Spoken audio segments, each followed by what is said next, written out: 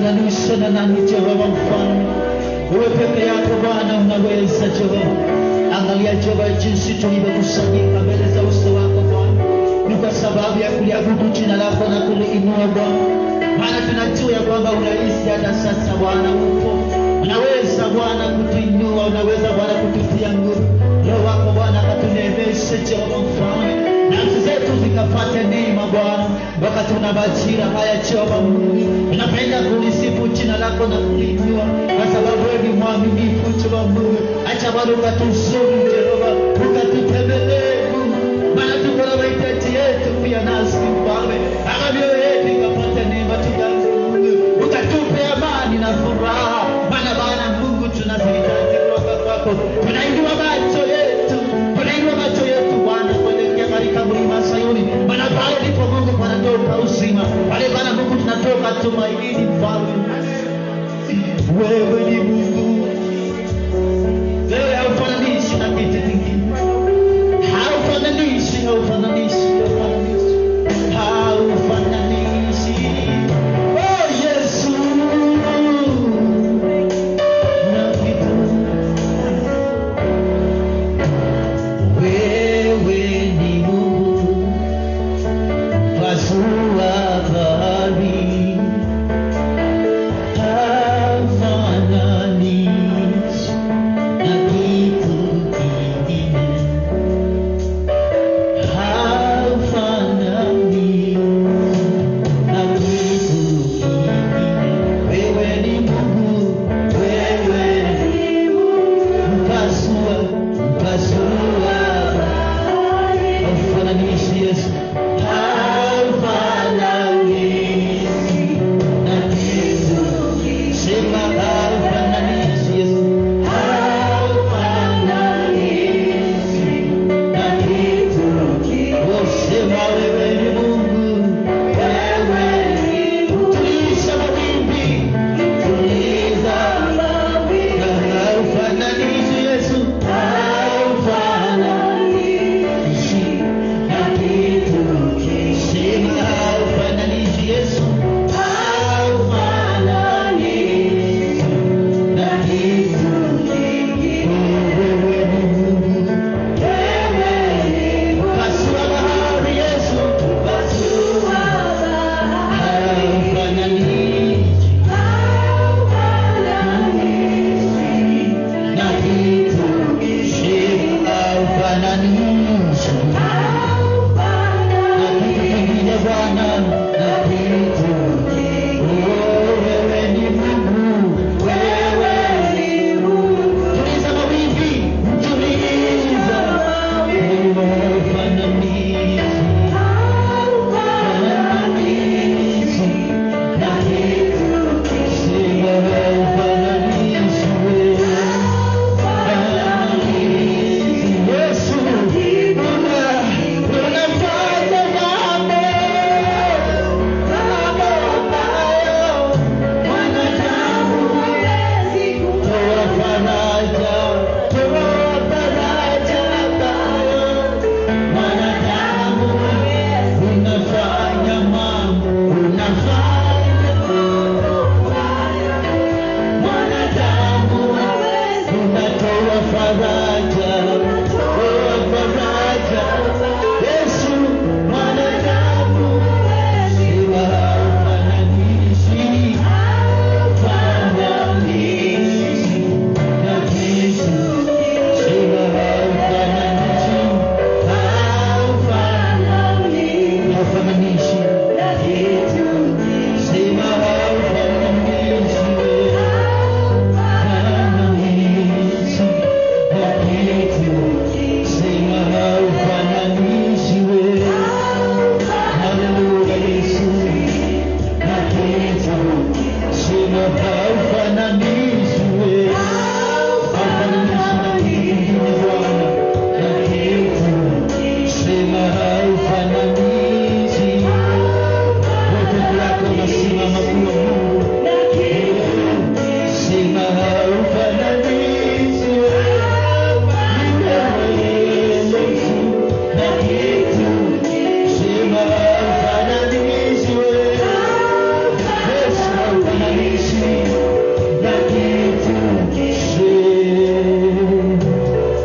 haufananishi. Wewe peke yako unasimama kuwa Mungu. Wewe ndiwe Mungu unayeweza. Tuwezeshe siku ya leo, tembea pamoja nasi, maana wewe ndiwe Mungu, kwa jina la Yesu. Asante Bwana. Mfalme mwema, Mungu mwema, Mfalme mwenye nguvu, ni nani kama wewe? Ni nani kama wewe, Mfalme wa ajabu, usiyefananishwa na chochote? Tunakushukuru maana Bwana wa rehema nyingi, umetupatia kipindi kizuri cha kumwaya mioyo yetu mbele zako, ili Bwana wa rehema nyingi ukatupasulie njia, ukatutendee mambo makubwa ambayo wanadamu hawezi kututendea. Maana wewe Bwana wa mabwana, wewe ndiwe mkombozi wetu, wewe ndiwe kimbilio letu, wewe ndiwe nguzo yetu. Hatuwezi bila wewe Mfalme. Basi Bwana wa ajabu, Mtakatifu wa Israeli, tutendee hayo sawasawa na mapenzi yako. Tunakuabudu na tunakuinua Bwana, hata tunapoingia kipindi cha sifa Bwana, ukainuliwe, ukatukuzwe, ukapendezwe na kila mmoja wetu Mfalme. Pokea sifa na utukufu, maana hakuna Mungu kama wewe. Na ni katika jina la Yesu Bwana na Mwokozi wetu tumeomba. Haleluya. Kanisa tuseme amina. Tumwambie Bwana sadaka ya shangwe na makofi. Haleluya. Haleluya. Nikiomba wale wako nyuma sana, tafadhali karibieni mbele, kiti kisiwe kiko wazi mbele yako. Tafadhali karibuni mbele ili tuweze, wale watakao kuja nyuma watakaa. Karibuni sana kikundi cha sifa. Amen. Thank you Jesus. Bwana asifiwe. Bwana asifiwe kanisa. Daudi alisema nilifurahi waliponiambia twende kwa nyumba la Bwana. Bwana asifiwe. So haijalishi umekuja aje leo, Bwana asifiwe. Inaweza kuwa umeshushika, inaweza kuwa umekwazika, inaweza kuwa mipango yako haijaenda vizuri, lakini bora umefika kwa nyumba ya Baba. Amen. Amen. Furahia kuwa katika nyumba ya Bwana. Bwana asifiwe. Piga makofi yako twende. Haleluya. Haleluya. Shangwe na vigelegele kwa Yesu. Haleluya. Haleluya. Amen. Inua. Yesu. Wapi shangwe na vigelegele kwa Yesu.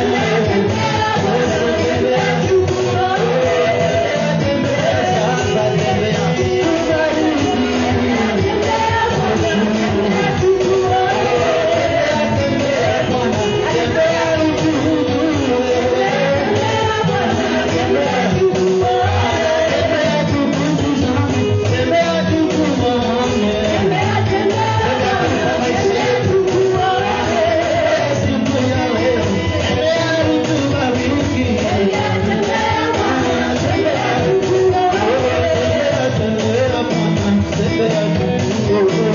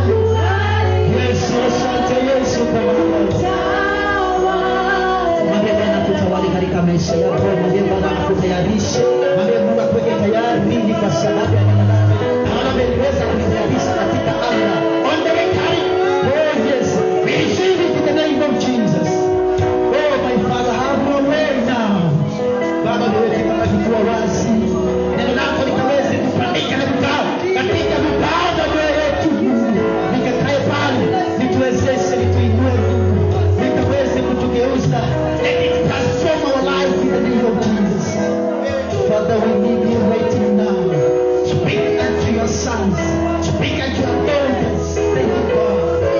Ongea pamoja nasi. Tusitoke jinsi tulivyokuja mahali hapa. Kitu kipya kikaupike katika maisha yetu. In the name of Jesus.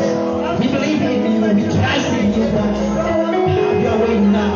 Asante kwa sababu ya mtumishi wako aliye nimetayarisha mpaka mafuta. Ni kwa sababu Mungu tukaweze kusikia neno lako kutoka kwake. My Father, oh Jehovah, we are willing to receive. Thank you God. Thank you Jehovah God. Asante kwa neema hii. Asante kwa uwepo huu. Asante kwa uponyaji, baraka na kuinuliwa na neema. Wewe ni zaidi. Thank you, the Holy Ghost. Asante Bwana. Asante. Asante Yesu. Asante Bwana. Mshauri mwema, takatifu wa watakatifu, mfalme wa wafalme na Bwana wa mabwana, Mungu usiyeshindwa na mbambe wa vita, tunakushukuru, tunakuabudu, tunaliinua jina lako. Katika jina la Yesu, Bwana na Mwokozi wetu tumeomba. Amen. Haleluya kanisa. Amen. Tumpatie Bwana sadaka ya shangwe na Haleluya. makofi. Kwa nafasi nzuri ya kutupatia ya kumwabudu. Asante kikundi cha sifa na kumkaribisha. Karibu. Tunakuabudu Bwana.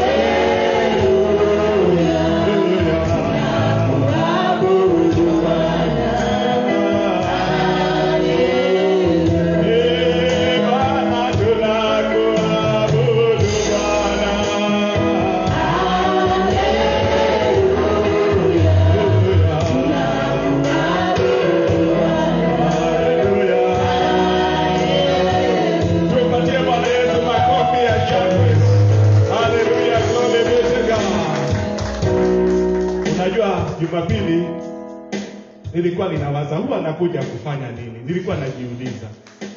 Nikanajifananisha na Hana ambaye alikuwa anakuja pale Chilo kila mwaka. Sisi tuna nafasi ya kukutana kila wiki. Bwana asifiwe.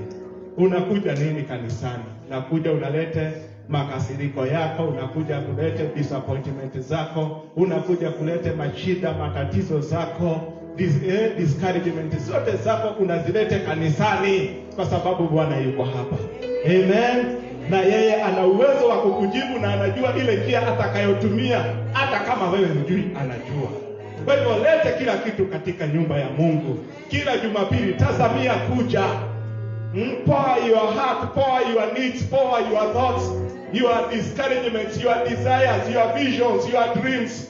Wewe kaa ukija ukilete. Usikae kwa pale nyumbani unanuna. Hiyo kununa lete kanisani. Mungu adili nayo. Bwana asifiwe. Sikasirikie huko kwa nyumba hata ukuli. Kuja hapa lete hapa makasiriko yako. Mwambie Bwana nimekasirika. Tuone kama hata kujibu. Takuta na kupapasa na kwambia usijali. Hiyo kidogo tu. Hiyo nitakujibu. Don't worry. Amen. Tumpigie Bwana Yesu makofi. Haleluya. Siku ya leo tuko na mtumishi wa Bwana ambaye atatunenea neno la Mungu. na nimemjua miaka mingi huyu dada. Tulipoenda Likoni Miritini, ni yeye alitupokelea, alinipenda hivyo hivyo. Tulikuwa tunaishi kwa kanyumba hapo, lakini hawakutuonea inaitwaje, aibu ama haya. Walitupenda vile tulivyokuwa, na ninajua kama si yeye hata bwana yake hangetupenda, kwa sababu kama hujapendwa na bibi ya mtu hata soda huwezi pewa. Bibi ndiye ana uwezo wa kuongea, nasema huyu pastor, kale kachamba tumeuza, tutoe fungu la 10 hapo. Kama bibi hata ongea utapata. Ukweli urongo? Amen. Kwa nini tusimkaribishe vizuri Catherine Chao? Hallelujah. Kiseo Mwanyako atupatie neno la Mungu. Yes. Karibu sana dada yetu. God bless you. Tupatie neno la Mungu na ubarikiwe. Tuende tukae tafadhali. God bless you all in Jesus name.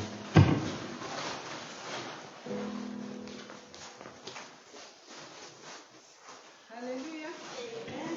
Haleluya. Amen. Salimieni hewani. Bwana asifiwe. Bwana asifiwe kanisa. Bwana asifiwe walio mtandaoni. Haleluya. God is good. And all the time. God is good and that is his special. Amen. Haleluya. Ni asubuhi njema, ninamshukuru Mungu kwa sababu Yesu ni Bwana na Mwokozi ndani ya maisha yangu. Bwana asifiwe. Nashukuru Mungu kwa sababu ya kuniokoa. Haleluya. Kwa majina yangu ni Catherine Chao Kafusi Kiseu Mwanyange. Haleluya. Hayo ndio majina yangu. Haleluya. Na nashukuru Mungu kwa kunipatia nafasi hii kusimama katika madhabahu haya ili nikaze kunena na watoto wa Mungu. Hiyo ni jambo la kunyenyekea. Haleluya. Asante pia Bishop kwa kuniamini kusimama hapa. Mungu akubariki. Haleluya. Sina mambo mengi, nitaanza na ushuhuda. Bwana asifiwe. Mimi niliokoka nikiwa darasa la 8. Wakati nikiwa sasa ni kasichana kamefika ile stage ya usichana. Bwana asifiwe. Hapo ndio nilikutana na Yesu. Yule pastor amesema hasira ndio nilikuwa nayo, tena mbaya sana. Nakumbuka nilikuwa siku 3 sijakula, nataka nikufe, naona hakuna mtu ananipenda. Haleluya. Amen. Nilikuwa naona hakuna mtu wangu hawanipendi. Nikasema mimi sitakula, nataka nikufe. Bwana asifiwe. Lakini nakumbuka hiyo wiki Saturday nikaambiwa babangu anakuja, alikuwa anakaa Mombasa. Na najua babangu alikuwa anachapa watu, hataki kujua anakuchapa wapi. Sasa nikasema hizo viboko, wacha niamke tu nikule. Bwana asifiwe. Nakumbuka nikaamka hiyo Saturday na nikakula. Wanaziondoa. Kama unaona upendi, utaona kuna mtu anakupenda. Haleluya. Na ni kweli Yesu amenipenda kwa sababu kufika umbali huu ni yeye. Haleluya. Pengine kama singempokea huyu Yesu, pengine ningekuwa saisha zikwa. Haleluya. Kwa hivyo Yesu ni mzuri wapendwa. Amen. Sina mambo mengi leo, nataka tuongee kuhusu the seed of faith. Bwana asifiwe sana. Mbegu ya imani. Imani ndio inatufanya tunasonga mbele. Bwana asifiwe sana. Hata kuja mahali hapa ni imani. Bwana asifiwe. Hata kuokoka tuliamini Yesu kwa imani na ndio tukaokoka. Bwana asifiwe sana. Haleluya. Kwa hivyo imani ni kitu muhimu sana na nimeifananisha na mbegu. Bwana asifiwe sana. Ni mbegu ambayo Mungu aliweka ndani yetu na tunastahili kuikuza. Haleluya. Kwa hivyo nataka tuongee siku ya leo jinsi tutakuza hiyo mbegu ya imani. Bwana asifiwe sana. Haleluya. Wacha tuamini na tuombe. Baba, ninakushukuru kwa ajili ya mchana huu. Asante Mungu kwa kutupa nafasi hii ili Bwana tukaze kushiriki neno lako. Roho Mtakatifu tunakualika ukapate nafasi katika mioyo yetu, ukapate nafasi katika mawazo yetu, ili neno lako linapotoka Mungu likaze kutubadilisha maisha yetu. Asante Mungu kwa sababu ni siku ambayo umeandaa na uliipanga nitakuwa mahali hapa na kunena watoto wako. Nitumie kama chombo. I'm just a vessel, Lord. Ninanyenyekea chini ya miguu yako, ukanitumie jinsi upendavyo ili neno hili atubadilishe sote, ni kwa sababu wewe ni Mungu unayebadilisha, na ni katika jina la Yesu Kristo tumeomba na kuamini. Amen. Haleluya. Tufungue Biblia zetu katika kitabu cha Mathayo. Matthew chapter 17 verse 19 to 20.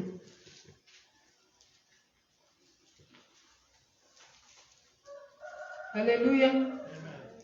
Kama tumefika tuseme amen. Amen. Amen. Nitasoma kwa uwezo wa Mungu. Biblia inatuambia hapa,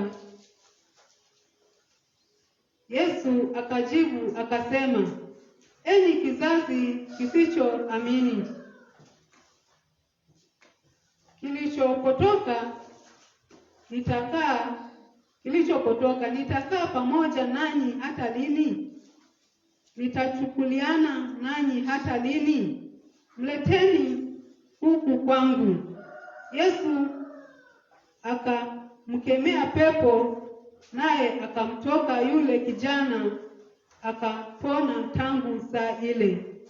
Kisha wale wanafunzi wakamwendea Yesu kwa faraga, wakasema, mbona sisi hatukuweza kumtoa? Yesu akawaambia, kwa sababu ya upungufu wa imani yenu. Kwa maana amini nawaambia, mkiwa na imani kiasi cha punje ya haradali, mtauambia mlima huu, ondoka hapa uende kule, nao utaondoka, wala halitakuwako neno lisilowezekana kwenu. Amen. Amen. Huyu ni mtu alikuwa ameenda kuombea na wanafunzi wa Yesu. Lakini wanafunzi wa Yesu walipoenda kumwombea huyo pepo, alikuwa na pepo, huyo pepo hakuweza kumtoka huyo mtu. Ndio huyo mtu Yesu akasema aletwe kwake. Bwana asifiwe sana. Na Biblia pia inatuambia alipoletwa Yesu alikemea hiyo pepo na hiyo pepo ikatoka. Bwana asifiwe sana. Sasa mimi nilikuwa nataka tuzungumzie kuhusu hapa Yesu akiambia wanafunzi wake kuwa verse 20, Yesu akamwambia, kwa sababu ya upungufu wa imani yenu. Kwa maana amini nawaambia, mkiwa na imani kiasi cha punje ya haradali, mtauambia mlima huu, ondoka hapa uende kule, nao utaondoka. Bwana asifiwe sana. Wakati nilikuwa nasoma hili neno, Mungu akawa ananipatia ufunuo kuhusu hii mbegu ya hii punje ya haradali. Bwana asifiwe sana. Ni a small seed, lakini naambia ikipandwa inakuwa mti mkubwa, hata ndege huwa anatua ndani ya huo mti. Bwana asifiwe sana. Na tukiangalia mbegu hata ya marago, hata ya mahindi, huwa ni mbegu kidogo sana. Na wakati tunapopanda hiyo mbegu, huwa tunaizika kwa mchanga, si ndio? Na wakati tunapoizika kwa mchanga, hiyo mbegu vile inavyotokea huwa hatujui, si ndio? Lakini hiyo mbegu, hiyo mchanga hata ikiwa ngumu, haiwezi zulia hiyo tembe ya mahindi kupanda juu. So inapaswa na inapanda. Yes.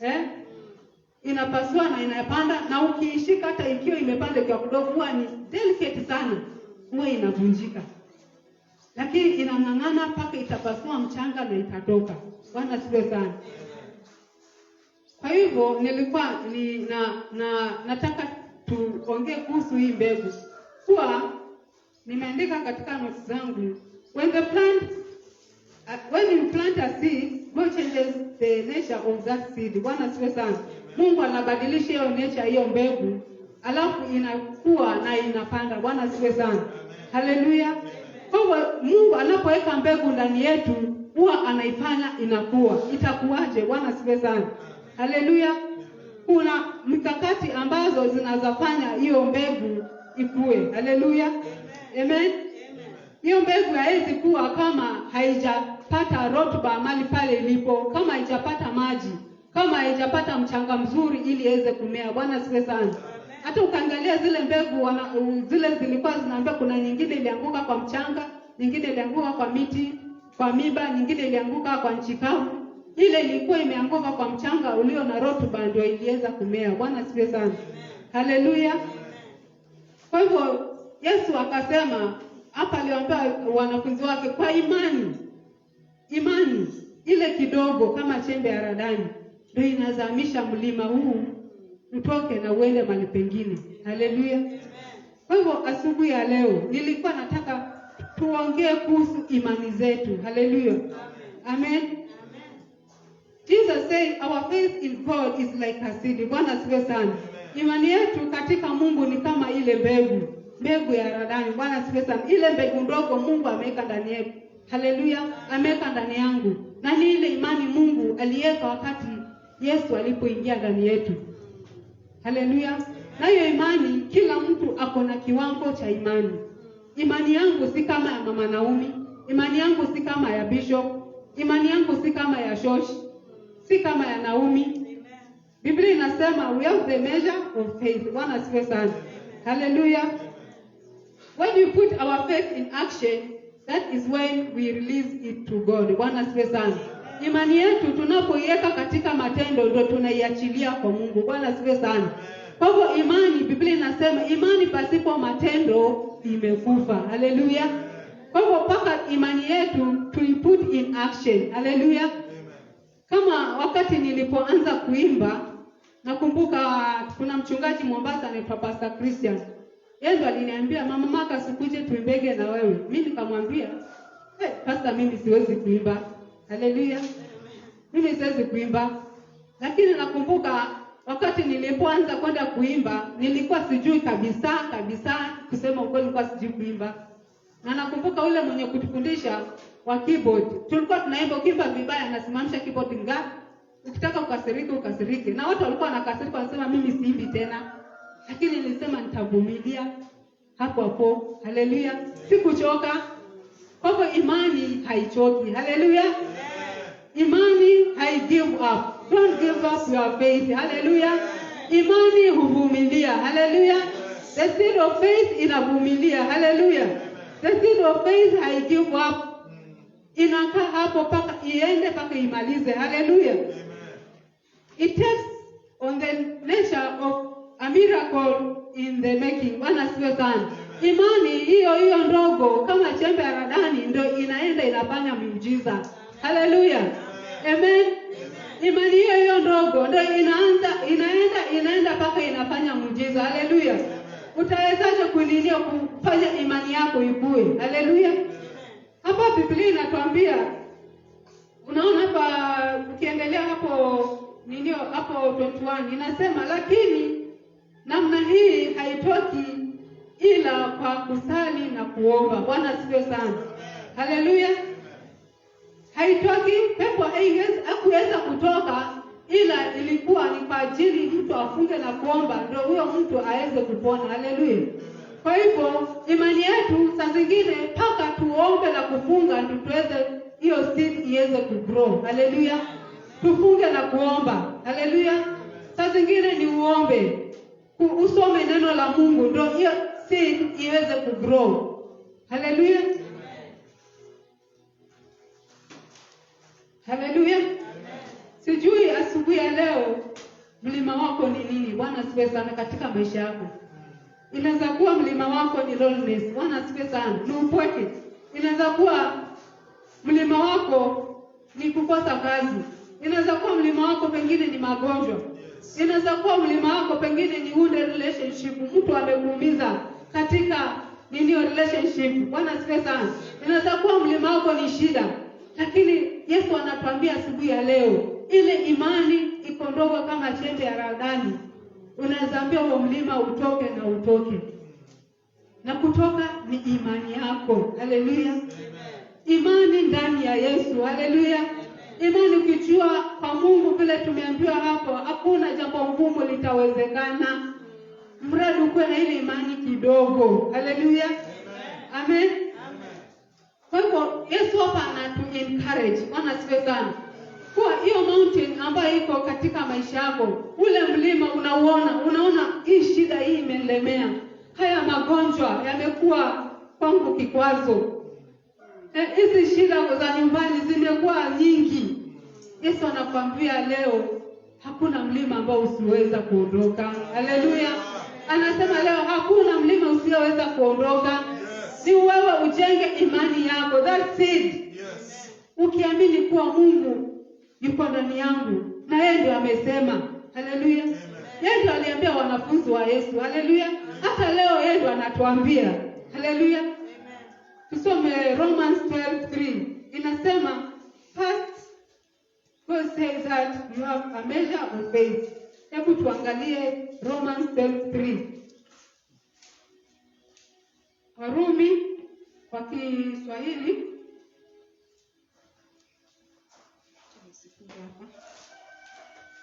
Warumi 12. Tutagusia vifungo fulani ndio tuweze kuelewa imani yetu itakuwa vipi. Haleluya. Warumi 12:3.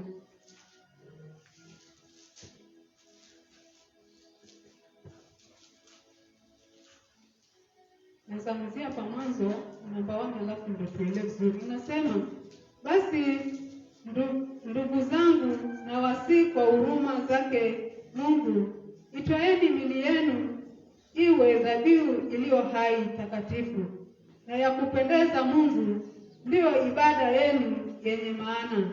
Wala msifuatishe namna ya dunia hii, bali mgeuzwe kwa kufanywa upya nia zenu, mpate kujua hakika mapenzi ya Mungu yaliyo mema, ya kupendeza na ukamilifu.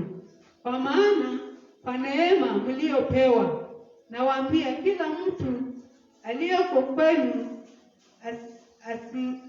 asinie makuu kupita ilivyompasa kuinia, bali awe na nia ya kiasi kama Mungu alivyo mgawia kila mtu kiasi cha imani. Bwana asifiwe sana. Kwa hivyo kila mtu amepatiwa kiasi cha imani. Haleluya. Na imani ninajua ni ile seed Mungu ameweka ndani yako. Haleluya. Amen.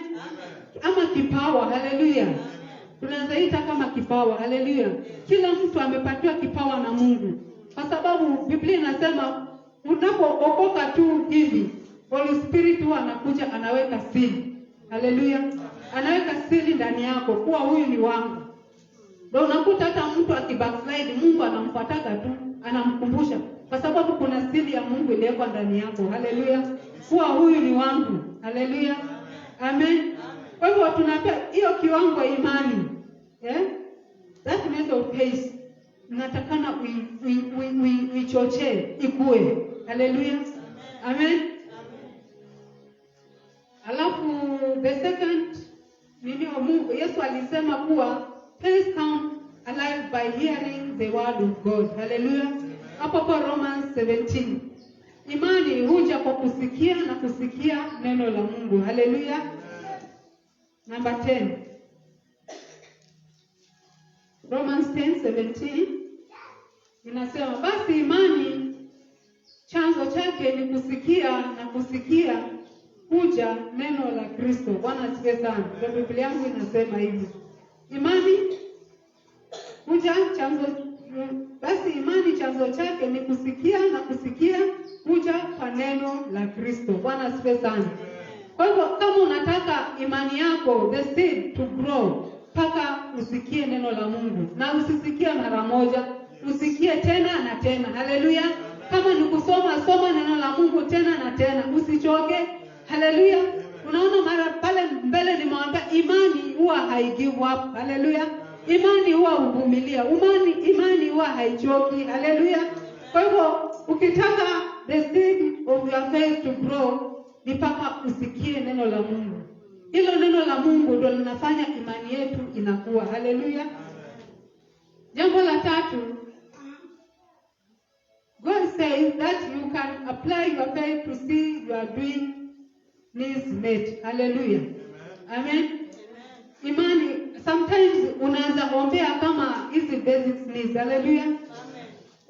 Sometimes hata unaweza kuwa kama mimi nikikosa kama ni chakula kwa nyumba. Mimi sana mambo yangu usisemagi. Hallelujah.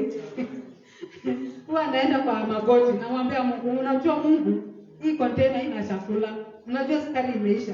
Kwa hivyo wewe unajua itatoka wapi? Mimi najua wewe ni Jehova Jire, Mungu mpeanaji. Baba, naomba sukari ikuje. Vile itakuja ndio unajua, kwa sababu unajua mimi ni mtoto wako. Na unasema katika neno lako, tuombe chochote kwa jina lako na kwa imani tutapewa. Haleluya. Hapo naongelesha mkebe. Mkebe nikiongelesha, Mungu atafanya muujiza, vile atafanya hiyo sukari itakuwa kwa nyumba. Haleluya. Amen. Kwa usipende kulialia. Haleluya. Amen. Sasa hapo ndio unaanza imani yako inaanza. Ukiona sukari imekuja unaona wewe kweli imani yangu inafanya kazi. Haleluya. Kweli Mungu anasikia maombi. Haleluya. Ni kama jana nilikuwa nimeacha na pasta na mama Naomi Kitengela. Nilikuwa nikuje na wao. Sasa nikawa nimechelewa, nilikuwa nifanye vitu zingine 1 2 3. Nilipofika karibu na kusaje, mama Naomi akanipigia simu akaniuliza, "Nini umefika nyumbani?" Nikamwambia bado. Akaniambia mvua inanyesha. Kweli nikifika kusaje nikaona matanda ya mvua. Nikamwambia Mungu, unajua naenda nyumbani na nimeshuka nywele yangu, sitaki nyeshewe. Simamisha mvua nifike nyumbani. Mvua ilisimama, nikaenda mpaka nikafika nyumbani. Haleluya. Kwa hivyo hiyo ndio imani nasema, yani we practice. Haleluya. Hiyo imani ndogo, ukiona sasa hii kitu imefanyika, sasa your faith ina grow. Haleluya. Amen. Itakuaje hiyo imani yako? Haleluya. Itakuwa hiyo imani ndogo kama mustard seed. Unasikia? Haleluya. Itakuwa kwa sababu kuna kitu umeombea na imetendeka. Kwa hivyo kesho utakuwa na ile boldness kuombea kitu nyingine, si ndio? Kesho nyingine utakuwa na boldness, hata kama ni mgonjwa alileta kwako siku nyingine ukawa unatetemeka, siku nyingine utasema acha leo nimuombe. Hata kama hatapona, ninajua Mungu yuko. Haleluya. Siku nyingine ukimwambia pengine alikuwa mkaomba muombea mtoto wako, na mwekelea mkono alikuwa anauma na kichwa, atamwambia mama nimepona kichwa. Unaona kweli mtoto wangu amepona. Kwa hivyo siku nyingine sasa kama niliombea nimemashirika, kama nilimwambia Johnny akapona, hata huyu mama anaweza muombea. Haleluya. Hiyo sasa ndio kukua kwa imani. Haleluya. Amen. Tusome hiyo Mathayo 17:20. How to apply our faith. Hapo kwa Mathayo nilikuwa nimeweka nyingine nisisahau. Mathayo 17:20. Yesu akawaambia, kwa sababu ya upungufu wa imani yenu, kwa maana amini nawaambia, mkiwa na imani kiasi cha punje ya haradali, mtawaambia mlima huu ondoka hapa uondoke kule, nao utaondoka. Haleluya. Hii ni maneno ya Yesu mwenyewe alisema. Kwa hivyo lack of faith inafanya imani yetu inakuwa chini. Haleluya. Na lack of faith inaletwa na nini? Na kudoubt. Haleluya. Sometimes tuna doubt. Yaani unaombea kitu alafu unasema kweli itatendeka. Haleluya. Kweli nitaweza. Lakini Yesu anasema hiyo imani ndogo uifanye ikue. Unaanza na mambo madogo kuyaombea. Haleluya. Amen. To succeed to your faith, you must pass trials. Haleluya. Imani yako kukua, utapitia majaribu. Kama umeokoka na upitie majaribu, sijui umeokokaje. Haleluya. Kama Mkristo, kama mtu ambaye ameokoka, trials zinakuja ili kutesti imani yetu. Haleluya. Amen. Na hiyo iko katika Matthew 4:4. Wakati Yesu alipoenda kuomba, Shetani alikuja kumjaribu na akampeleka katika mambo mengi. Akamwambia amsujudie, akamwambia abadilishe mkate ukiwe jiwe likiwe mkate. Tunaweza soma ndio kila mtu ajue iko wapi. Mathayo 4. Mathayo 4.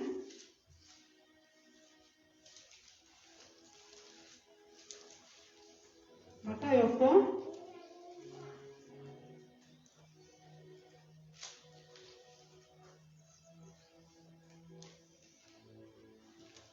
hebu nitaanza hapo. Inasema naye acha tuanze 3. Kama tuanze 4. Kisha Yesu alipopandishwa na Roho nyikani ili ajaribiwe na Ibilisi, akafunga siku 40 mchana na usiku. Mwisho akaona njaa.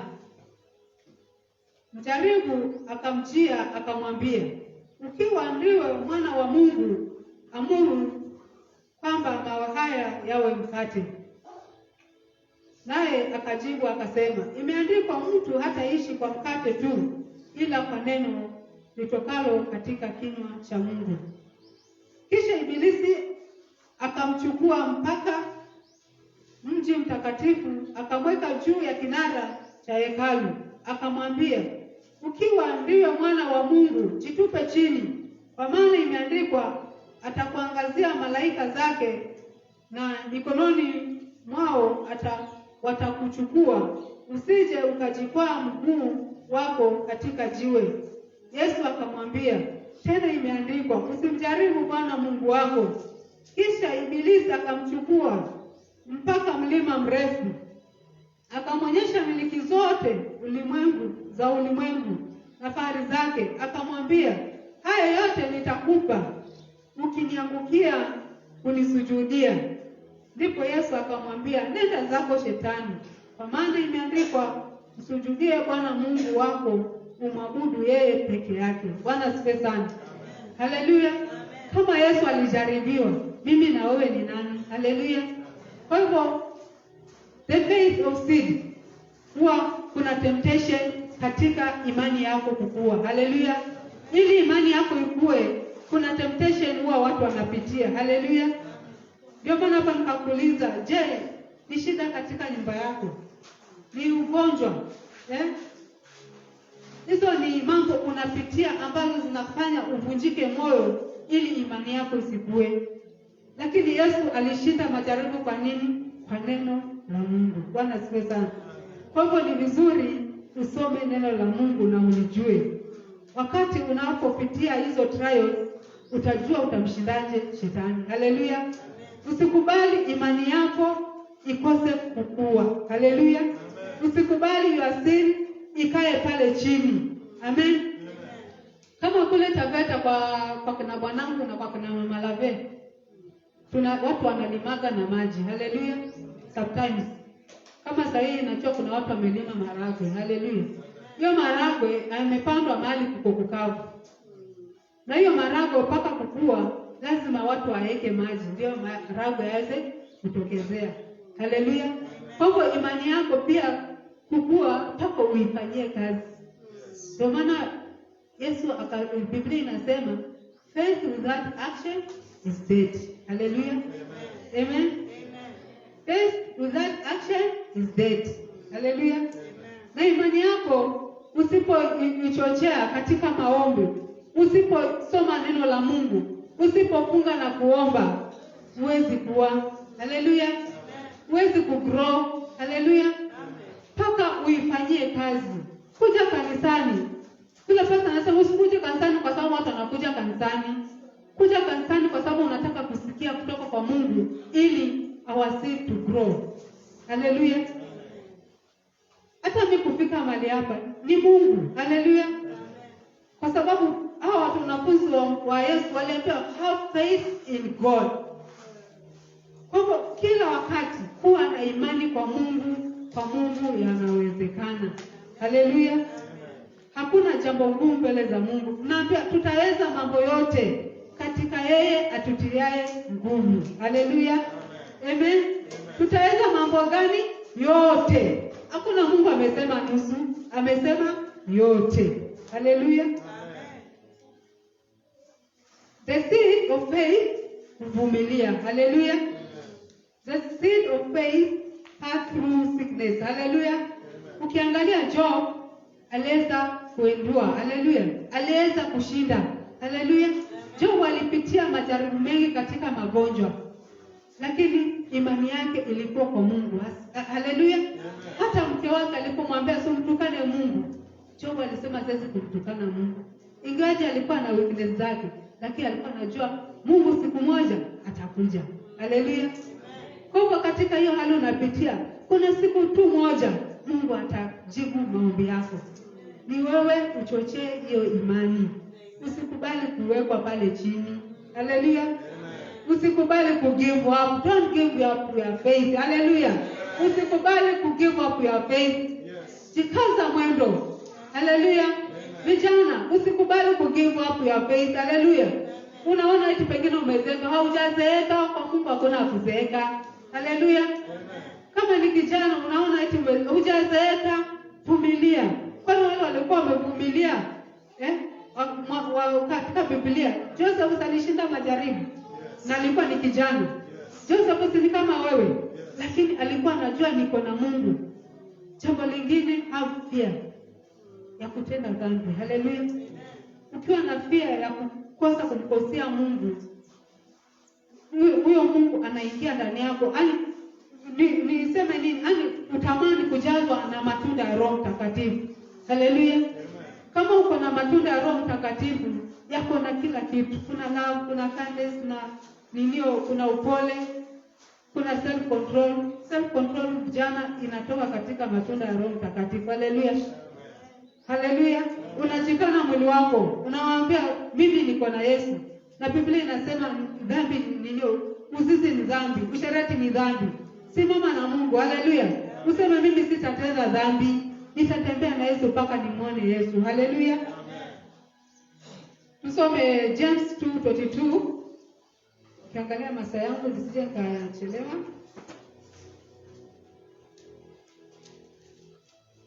James chapter 2 verse 22. Yakobo kwa Kiswahili.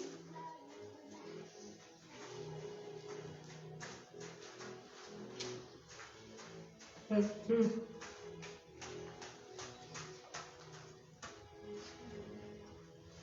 Chapter 22. Unasema waona kwamba imani ilitenda kazi pamoja na matendo yake, na ya kwamba imani ile ilikamilishwa kwa njia ya matendo. Hapa juu ukisoma inasema kuwa ndugu zangu, yafaa nini mtu akisema ya kwamba anayo imani lakini hana matendo? Bwana asifiwe sana. Kwa hivyo imani mpaka ikuwe na matendo. Haleluya. Amen. Hapa ilikuwa inasema mfano, unaenda kwa mtu anataka chakula, alafu unamwambia wewe nenda, Mungu akubariki, lakini haumpatii hata kama ni sukari uko nayo. Haleluya. Kwa hivyo unatakana kama hata ni mtu amekuja kwako, usimwambie tu kama uko na unga, mpatie unga, kwa sababu mtu ako na njaa hataki maombi. Haleluya. Kwa hivyo hiyo ni kama sasa umemsaidia. Umemwombea kweli na imani, na pia umemsaidia. Haleluya. Kwa hivyo imani inatakana ikuwe na action. Haleluya. Some Revelation 3:8. Hapa ni Revelation 3:8. Inaongea kuwa faithfulness. Haleluya. To be faithful.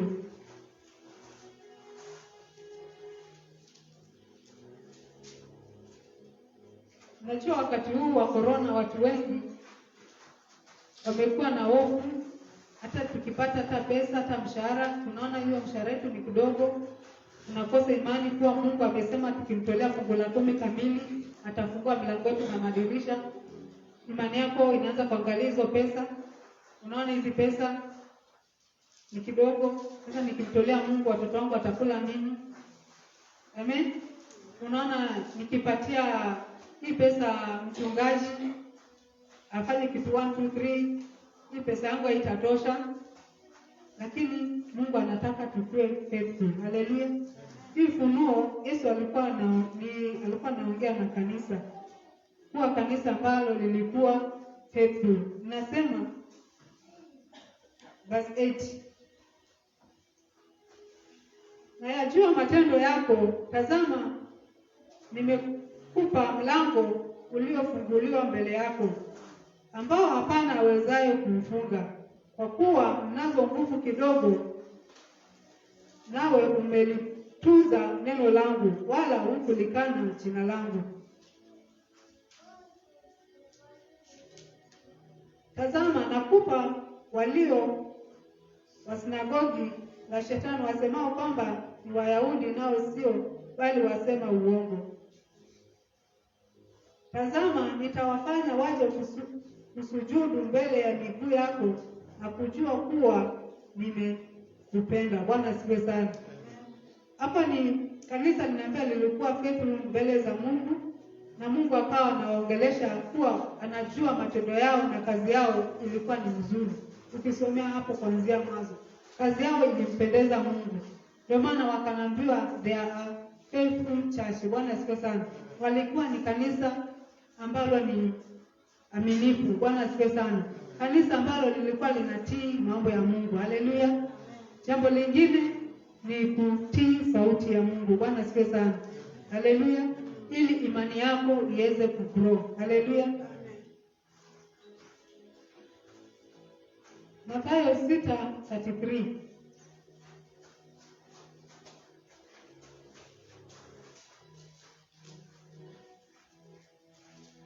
Soma Mathayo 6 mlango wa 23.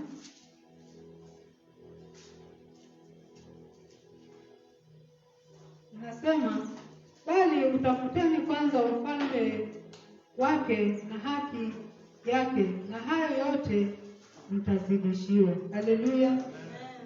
Kwanza tutafute ufalme wa Mungu. Haleluya.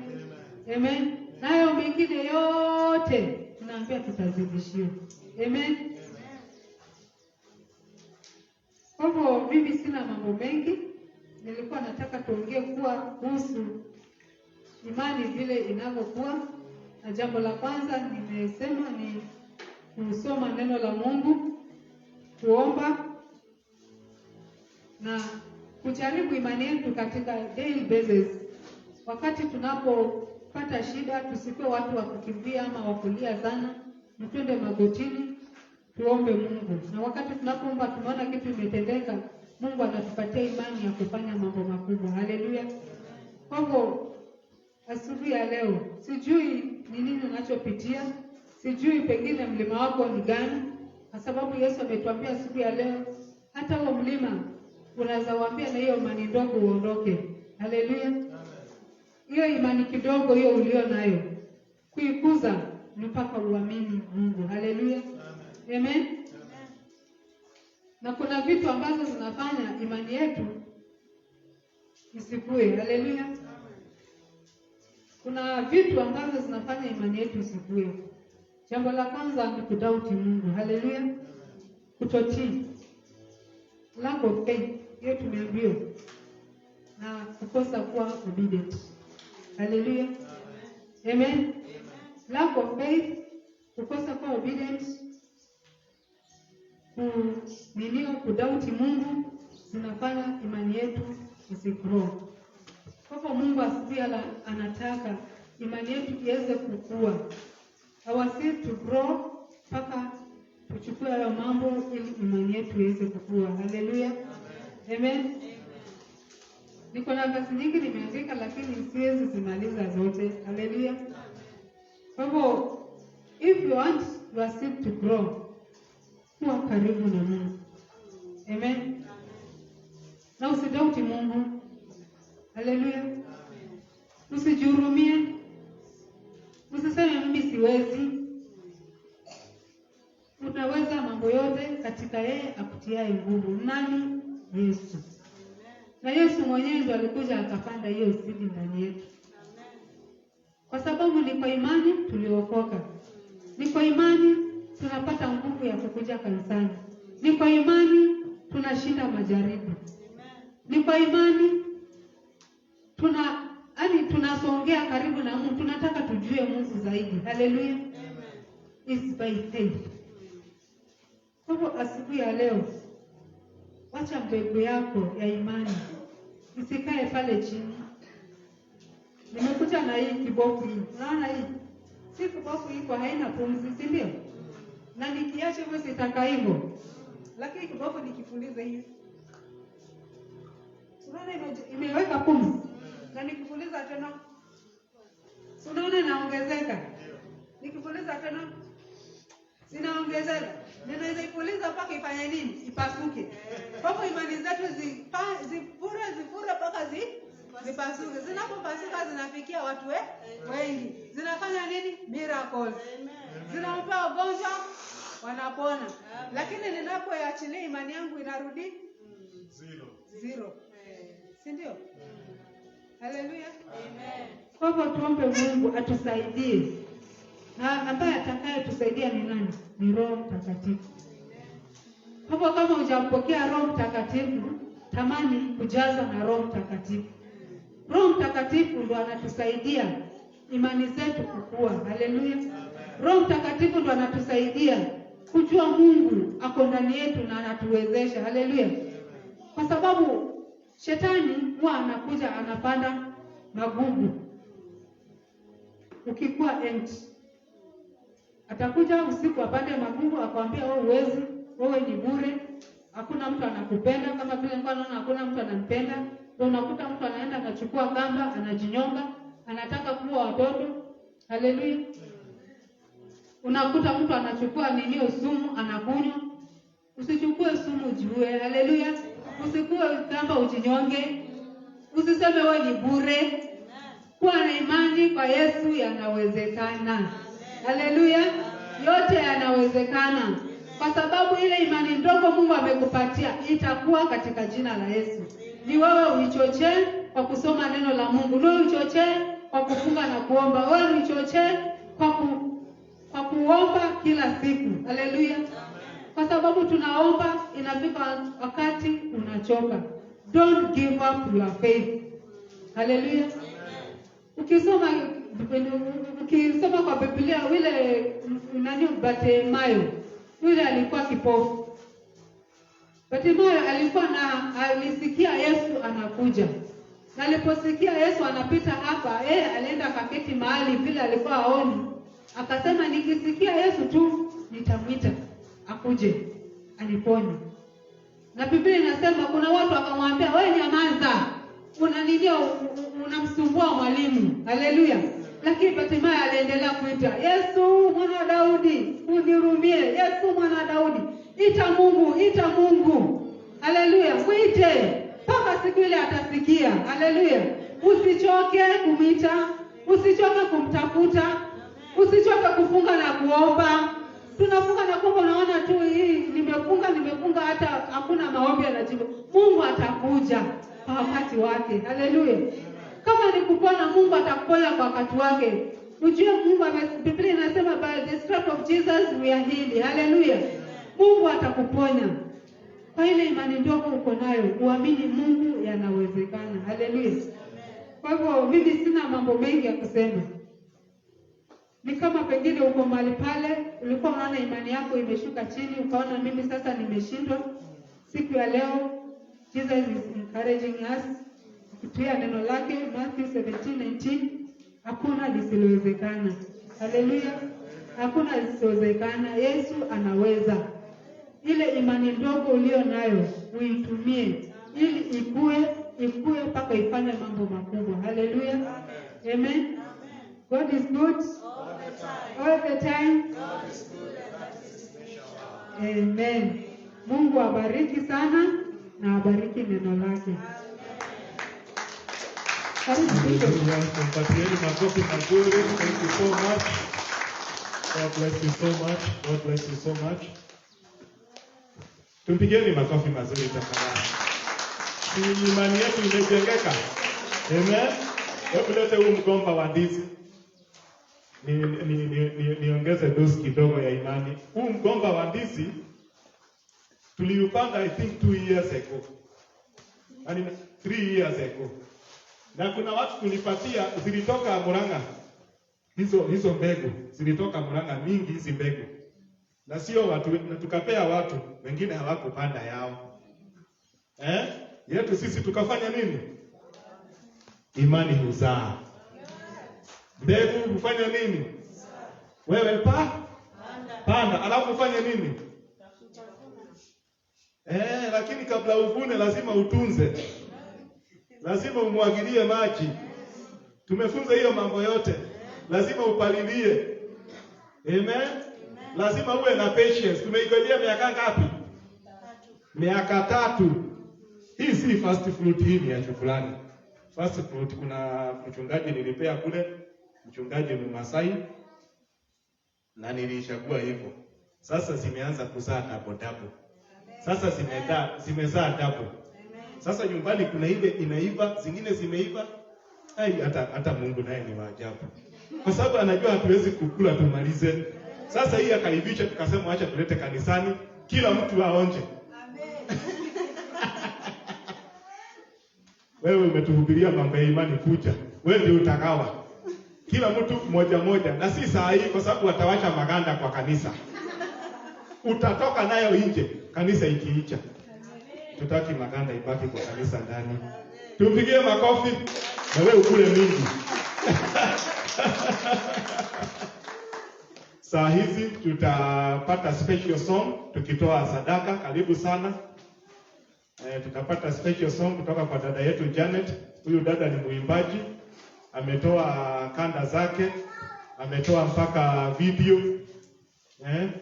Karibu tafadhali kwa sababu ya time. Akija kuimba huyu dada yetu Janet ambaye Mungu ametupatia. Huyu dada alitupenda tu pale kwetu tunaishi.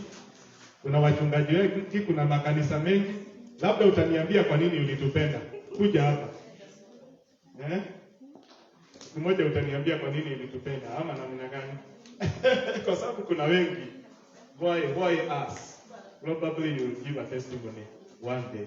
Young men, are you ready? Najua Biblia inasema, I write to you young men because you have defeated the evil one. Vijana ndio wanaambiwa peke yao wameshinda yule muovu. Kwa sababu wako na nguvu, wako na nafasi, wako na time.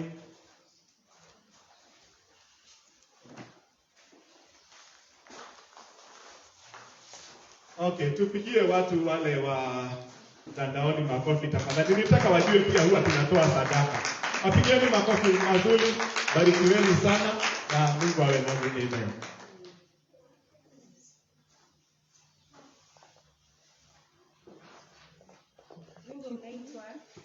Goliathi ameanguka. Bwana sifiwe. Kila Farao, kila Goliathi anaanguka kwa imani. Amen.